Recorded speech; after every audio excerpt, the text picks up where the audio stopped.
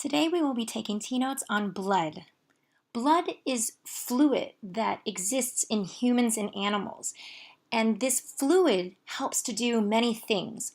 Some of the things that it does is it carries oxygen from the lungs to the cells all over our bodies. It also carries carbon dioxide from the cells to the lungs so that we can expel it because this is waste. Another thing that blood carries is hormones from the glands to various parts of the body. And it also carries nutrients from the digestive system to the cells.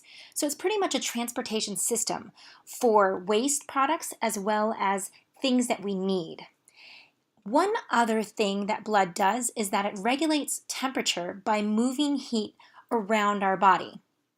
Blood is made up of 4 parts: plasma, red blood cells, platelets, and white blood cells. You do not have to draw this portion over here with the test tube showing the breakdown of how much your blood is made out of each of these components. What I would like for you to do is to sketch this blood vessel that has each of the parts in it. Red blood cells tend to look very disc-shaped. And then we have white blood cells and we have platelets that look kind of weird and sticky. And then the plasma is this yellow stuff, which we will get into in just a second. Plasma is the liquid part of blood.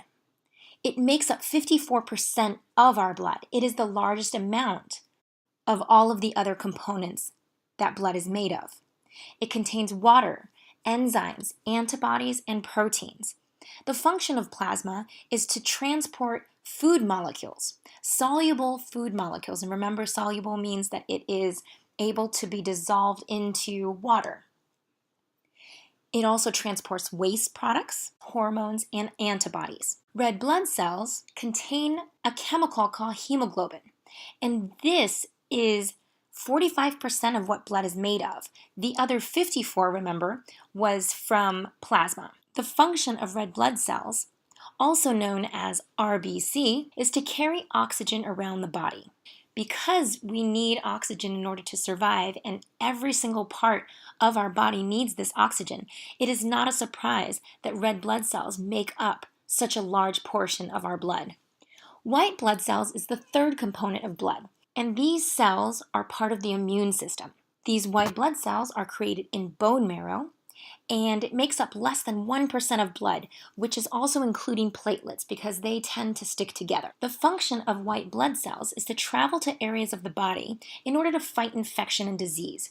So these white blood cells only come out when your body needs it. If you are sick, then the number of white blood cells in your blood will increase. They come from the bone marrow, they enter into the bloodstream and go to wherever it is needed. And then when you're better, when you're healthy, the number will decrease. Platelets are blood cells that are created in bone marrow. These make up less than 1% of the blood, which is included, again, with the white blood cells. Remember, these two tend to stick together. The function of platelets is to travel to areas that have open blood vessels, which of course is not a good thing.